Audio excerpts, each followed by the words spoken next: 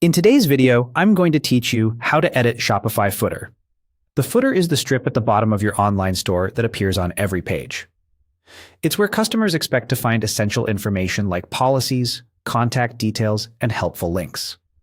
Keeping it clear and up to date improves navigation, builds trust, and gives your brand a professional finish.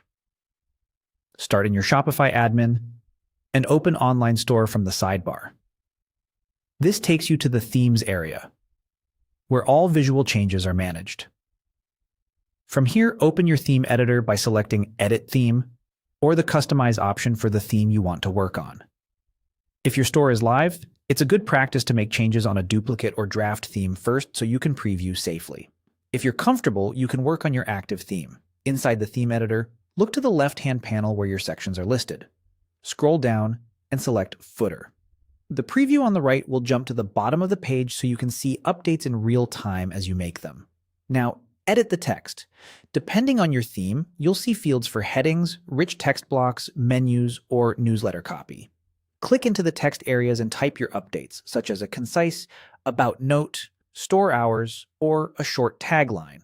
If your footer includes a policies or links area, rename link labels to be clear and consistent, and keep descriptions brief so the footer stays tidy. Many themes offer a rich text editor, so you can apply basic formatting or add links directly within the text field. You can also adjust alignment and maximum width to fine-tune the layout. Alignment determines whether your content is left-aligned, centered, or right-aligned. Choose the option that matches the rest of your site and keeps the footer easy to scan. Max width controls how wide the footer content stretches across the page. A narrower width can improve readability, while a wider width gives more room for multiple columns. As you adjust these settings, watch the live preview to see how spacing, line breaks, and columns respond. Before finishing, check how the footer looks on desktop and mobile using the device preview icons. Footers often stack differently on smaller screens, so ensure headings aren't too long and links are easy to tap. When everything looks good, click Save in the top corner, then refresh your storefront in a new tab to confirm the changes are live. And that's it.